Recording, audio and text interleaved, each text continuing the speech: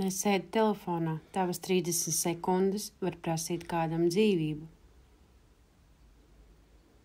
Cilvēks noslīkst klusi.